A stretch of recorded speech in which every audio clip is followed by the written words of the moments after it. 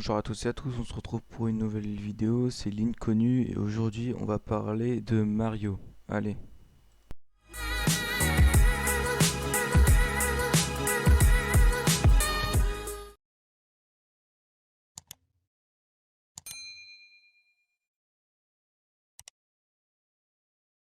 Ah Mario, ce magnifique personnage à la casquette rouge, il est apparu pour la première fois en 1981 sous le nom de Jumpman quand il était en arcade.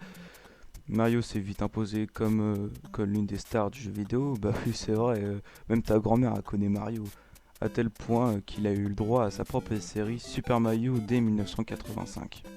Depuis le plombier italien a traversé les époques et les différentes générations des consoles sans jamais faiblir.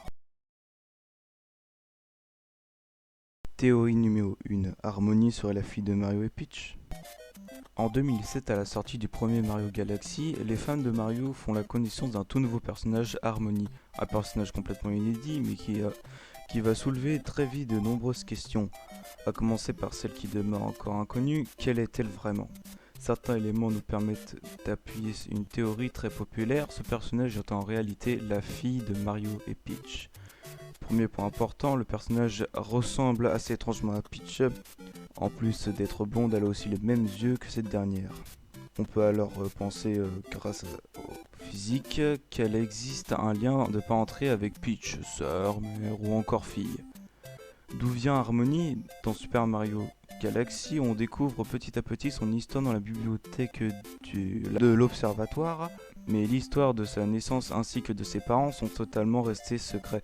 La seule chose que nous savons est que son père possède une moustache longue, tiens, et que sa mère est morte il y a déjà longtemps. On sait aussi au début de son histoire qu'elle adore regarder les étoiles depuis une colline très haute. Une passion qui pourrait très bien avoir été transmise par un père qui adorait lui aussi collectionner les étoiles. Ça ne vous rappelle pas quelqu'un ?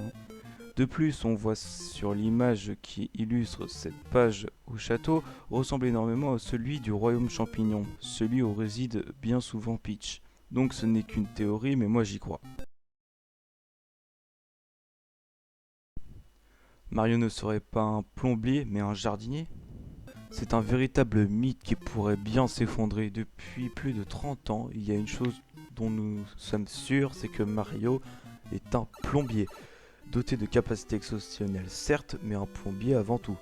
Toujours avec sa salopette et sa casquette de travail.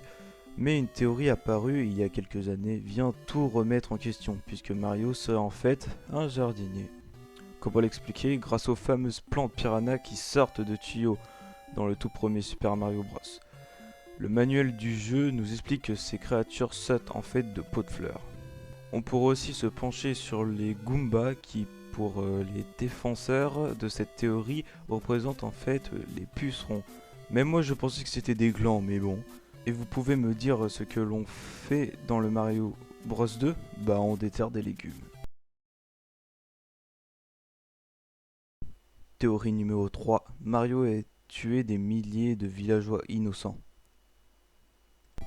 Je sais ce que vous allez me dire, mais Mario il est gentil, il a tué aucun villageois, et moi je vous dis, oui, Mario est un meurtrier sans le savoir. Pour donner du crédit à cette théorie, invraisemblable pour quiconque adore Mario, il faut en fait remonter en 1985. Et plus précisément au premier Super Mario Bros. Le jeu nous présente ce qui va devenir une référence du jeu vidéo, mais c'est du côté du scénario qu'un détail interpelle les fans. Dans le manuel du jeu, on apprend que le royaume champignon a été envahi par les Koopas, décrit comme une tribu de tortues reconnue pour sa magie noire. Celle-ci est alors dirigée par Roi Goomba, qui sera plus tard renommé Bowser, comme tout le monde le sait. Au fur et à mesure de leur domination, les Koopas commencent à utiliser cette magie partout au peuple champignon. Pacifiste avant tout et transforme en pierre ou en brique ce qui provoque la ruine du royaume champignon. Pour n'importe quel fan de Mario, les briques sont un aspect bien connu des différents jeux. Si l'on se fie à ce manuel, elle voudrait que, à chaque fois que Mario saute et casse une brique, elle brise en réalité en petits morceaux un habitant du royaume champignon. Donc réfléchissez bien avant de détruire une petite brique inoffensive.